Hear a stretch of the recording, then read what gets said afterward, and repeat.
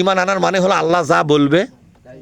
আল্লাহ বলছেন ইয়া আইয়ুহাল্লাযীনা আমানু, হে ঈমানদারেরা যারা কথা দিয়েছো আমাকে, আমি আল্লাহ তোমাদেরকে যা বলবো তোমরা তা শুনবে। কথা দিয়েছেন কিনা? যখন বলেছেন লা ইলাহা ইল্লাল্লাহ বলে যখন কলমা বলে ঈমান কবুল করেছেন, তখন মেয়েরা যেমন কবুল কবুল কবুল কয়টা শব্দ? তিনটা শব্দ বলার পরে আপনি স্বামী হিসেবে যা বলেন তাই শোনে না? কথা কয় না বলে যা বলেন তাই শোনে না?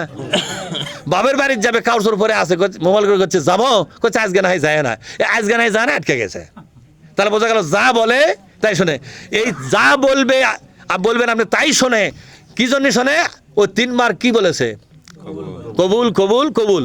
তা আপনার বউ যদি আপনার কথা যা বলেন তাই যদি শোনে, তিনবার কবুলের জন্য এটা শুনতে এখন বাধ্য। আপনি যখন লা ইলাহা ইল্লাল্লাহ বলেছেন, তখন আল্লাহ যা বলবে আপনাকে তা শুনতে হবে। এই অঙ্গীকার যদি না দেন তাহলে ঈমানের কোনো মূল্য নাই। হে ঈমানদারেরা, তোমরা আমাকে কথা দিয়েছ আমি যা বলবো তোমরা শুনবে। তাহলে একটা কথা বলবো, দেখি কারা কারা শোনে আর কারা কারা শোনে না।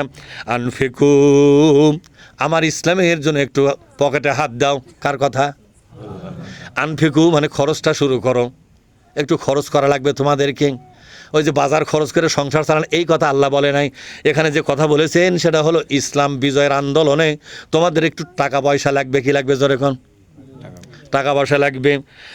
মিম্মা রাযাকনাকুম মিন ক্বাবলু আইয়াতিয়া ইয়াউমুন, তোমাদেরকে আমি যে রিজেক দিয়েছি, টাকা না দিয়ে, টাকা চাই নাই, টাকা দিয়েছি, সংসার দিয়েছি, জায়গা জমি দিয়েছি, ইনকামের রাস্তা করে দিয়েছি, চাকরি বাকরি দিয়েছি, ব্যবসা বাণিজ্য দিয়েছি, সব কিছু দিয়েছি। দেওয়ার পরে বলছি এত কিছু আমি দিলাম, একটু আমাকে দাও। কে বলছেন?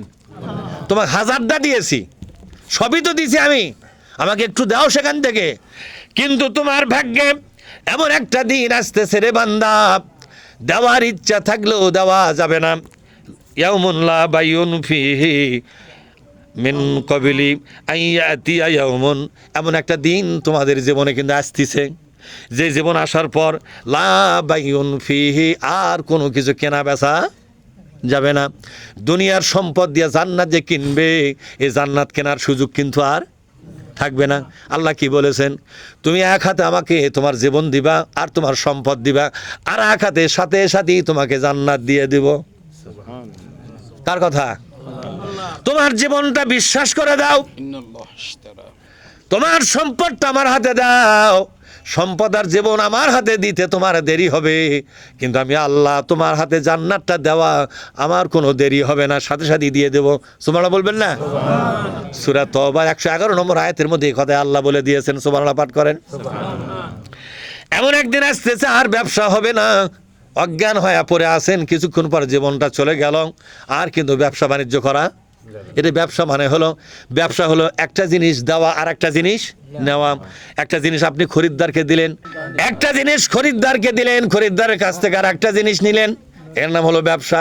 আল্লাহ তাআলা বলছেন জীবন আমার, সম্পদ আমার হাতে তুলে দাও, তাহলে তোমাকে আমি আমার জান্নাতটা দিয়ে বরণ করে নেবো। জোরে কোন সুবহানাল্লাহ। ওয়ালা খুল্লাতুন, কোনো বন্ধুত্ব চলবে না। ওয়ালা শাফাআতুন, কোনো সাফায়াত তোমার কোনো কাজে লাগবে না। ওই দিন আসার আগেই আমার হাতে কিছু দিয়ে দাও। ওয়াল কাফিরুনা হুমুজ জালিমুন, সব ইবাদত আছে, শুধু আল্লাহর পথে খরচ নাই। আল্লাহ তাআলা বলেছেন এরা হলো কাফের। এরা কি? কাফের। কাফের কাকে বলা হয়? আল্লাহর কোরআনের কথা ঠিক মতো শোনে, ঠিক মতো বোঝে, কিন্তু আমল করে না, এর নাম কি? আমার কথা বোঝেননি?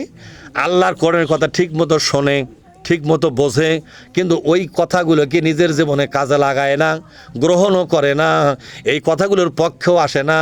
আল্লাহ বলছেন এমন কাফেররা জালেম হয়ে মারা যাবে। কাফের আর জালেম তো একই। আল্লাহ কি বলছেন? কাফেরগুলাই জালেম।